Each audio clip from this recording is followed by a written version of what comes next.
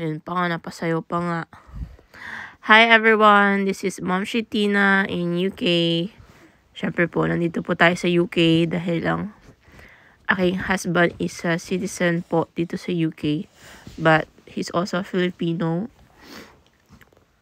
He was born in the Philippines, sa Malasiki din. Yes po. Sa Malasiki din po siya pinanganak. At ito na nga, nagtitiklop or nagtidy ng mga clothes para ibalik sa mga wardrobes or cabinets. Ganyan lagi ang ginagawa ko or madalas ganyan ang ginagawa ko dito sa bahay. Isa lamang po akong housewife. Yes po, housewife po. Pero kahit na housewife lang ako, ang dami kong ginagawa. So ayan, linis ng lababo, ligpit-ligpit, maghugas ng mga plato ng mga pinagkainan. I love you, Mommy. I love you too. Yun yung anak kong panganay. Nasa tabi ko. I love you, everyone. Bikata. Say, I love you, everyone. I love everyone. Is Mommy pretty there? Yeah, at baking. Oh, Jesus. So, ayan na nga. Puro linis. Si Zion andun naglalaro. Naglalaro lang siya. So, I have 2 kids po. Yung panganay ko na si Noah ay 4 years old. At yung pangalawa ay si Zion. 1 year old and I'm 2 years old. I think 5 months.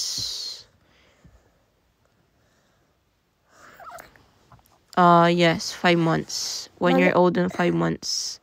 Mommy, So, after nito is pupunta po kami sa grocery store para bumili po ng mga pang-bake ko. Kasi nagbe-bake po ako dito sa UK. Nagbe-bake po ako ng mga breads like Spanish bread, pandikoko, pandesal, ano pa ba? Yung pork asado, yun, mabenta po sa akin yung mga yun. So, kahit nasa bahay lang ako, kumikita ako ng pera kahit pa paano. Hindi man siya ganun kalaki.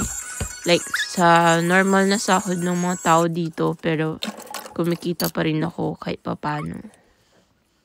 Yan si Zion. Yan po ang aking anak. Nakamukha ko. was Kamukha I ko po. downstairs?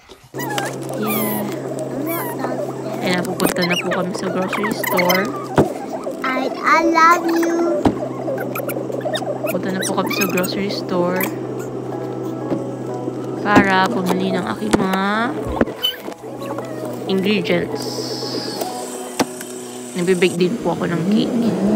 Pero ang alam ko pa ng cake is chocolate cake, Black Forest, Yama cake, mga ganun, Brazo de Mercedes, mga simpleng cake lang. O, ayan na, dito na kami sa loob ng grocery store. Ayan na, kinapakapogi yung mga anak. O, di ba? Kinapakapogi yung asawa. O, ayun, nakabalik na kami from grocery store. So, ako naman ay magluluto ng aming hapunan. Yes. Ayan. Hindi pa ako nagtanggal ng jacket. Malamig po kasi dito sa UK. Winter po kasi.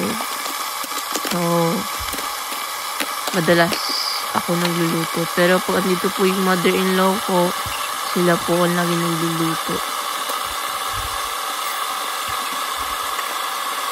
Yan, ganyan lang. Ibahin ko na ata ang career ko. Maging vlogger na lang ata ako.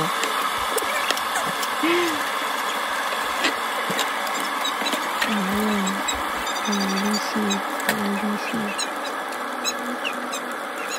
Easy lagi.